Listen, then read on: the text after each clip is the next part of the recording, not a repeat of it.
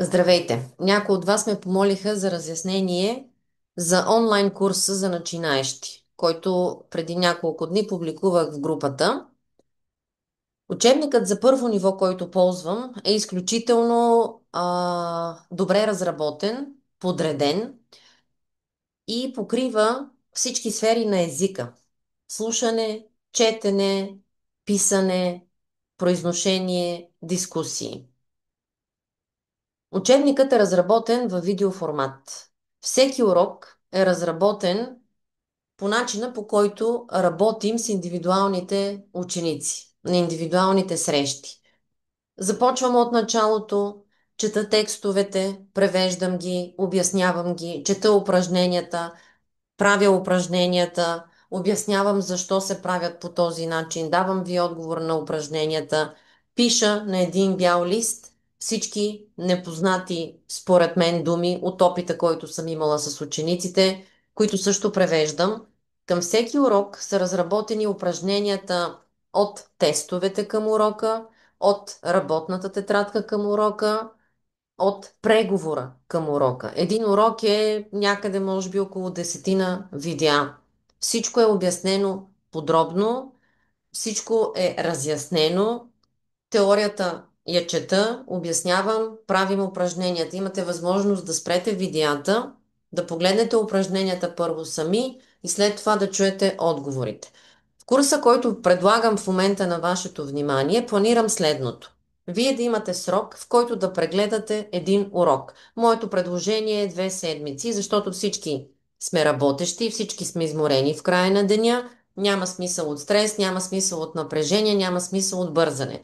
Тези, които преглеждат урока по-бързичко, биха могли да направят упражненията писмено. Към всеки урок съм дала допълнителни упражнения от мен, които можете да направите. Можете да преглеждате видеята когато искате, където искате. Не сте обвързани с време, с час или с място. Можете да преглеждате видеята колкото пъти искате, колкото пъти ви е необходимо. Можете да ги спирате, да правите упражнения, можете да правите каквото искате с тях. Предвиждам след всеки урок да правим по една онлайн среща на живо, за да можете вие да си зададете въпросите, аз да дообясня това, което е останало неясно, ако е необходимо, да обсъдим примери и да направим някои импровизирани упражнения. Защо ми се иска да събера група? Защото когато работите в група, вие се мотивирате един друг, дърпате се един друг напред. Освен това, когато работим, се чувате един друг. Осъзнавате, че не само вие имате съответните трудности и въпроси, а и другите. Слушайки другите, изчиствате и вашите чудения, и вашите недоразбрани ситуации. Освен това, с напредването на учебника, ми се иска да правим упражнения за разговор.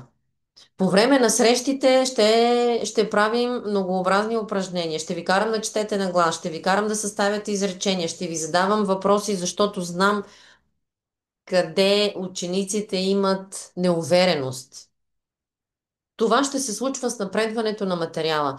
Целият учебник е около стотина урока, стотина урока, точно така. И затова и в публикацията ми написах, че тези от вас, които имат желание да постигнат някакъв напредък, ще ни трябва около година, за да минем целият учебник спокойно. Основата на езика е много важна. Аз съм добра в обясненията. Мога да ви дам начин, по който да мислите.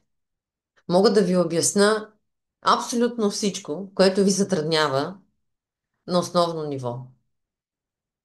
Знам го, правя го ежедневно. Когато изградите една стабилна основа, върху нея след това можете да надграждате и сами.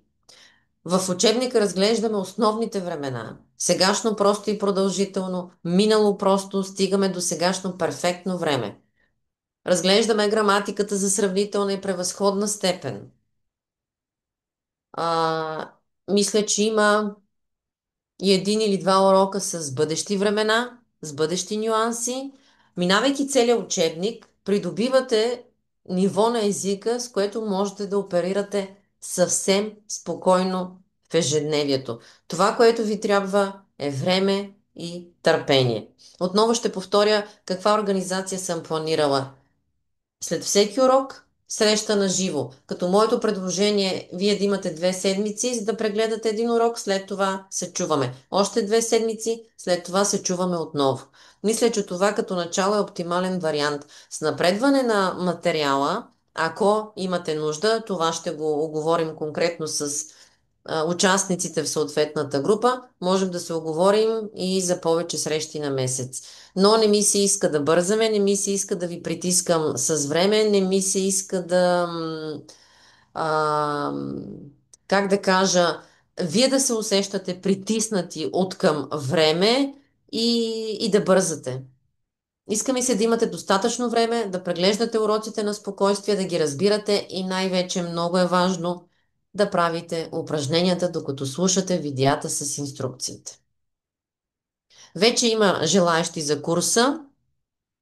Ако някой от вас все още не се е обадил, пишете ми. Ако имате нужда от още разяснение, ще ви ги дам.